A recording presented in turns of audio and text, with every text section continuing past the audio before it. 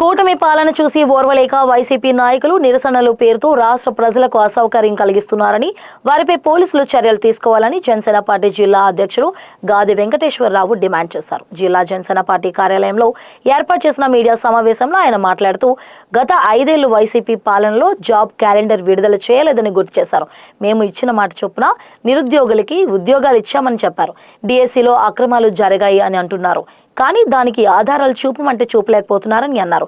DSC నిరసనల్లో విద్యార్థులు కానీ నిరుద్యోగులు కానీ బాధితులు ఒక్కరు కూడా లేరని అన్నారు. రాష్ట్రంలో జరుగుతున్న పరిణామాలను ప్రజలు గమనించి జనసేన పార్టీకి అండగా నిలవాలని కోరారు.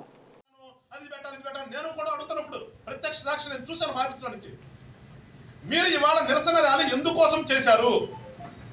సాయంత్రం రేపు పొద్దున ప్రెస్ మీట్ పెట్టి చెప్పాలి. మీరు పోనీ మీరు నిరసన ర్యాలీ చేసిన దాంట్లో ఒక్క విద్యార్థి అయినా కానీ బిఎడ్ కానీ సెకండ్ గ్రేడ్ కానీ టీచర్ ట్రైనింగ్ పూర్తి చేసిన వాళ్ళు ఉన్నారా?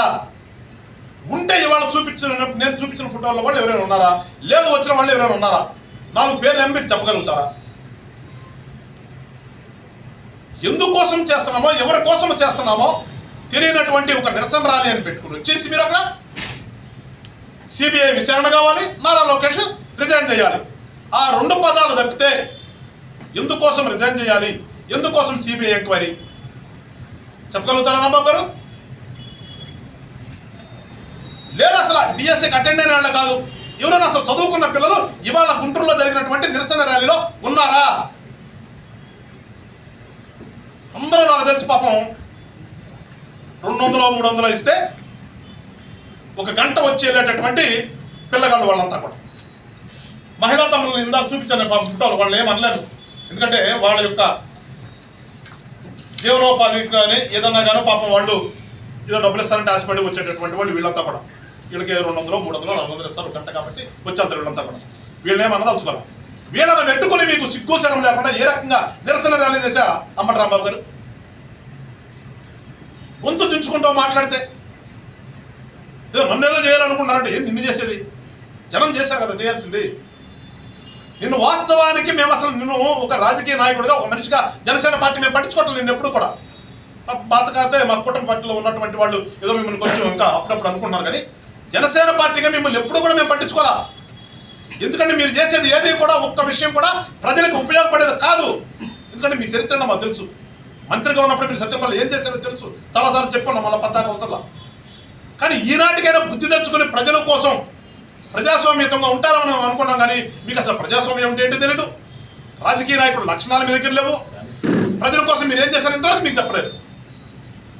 ఇలాంటి మీరా వచ్చి వాళ్ళు జనసేన పార్టీ తరపు నుంచి ప్రభుత్వాన్ని కోరుతున్నాం.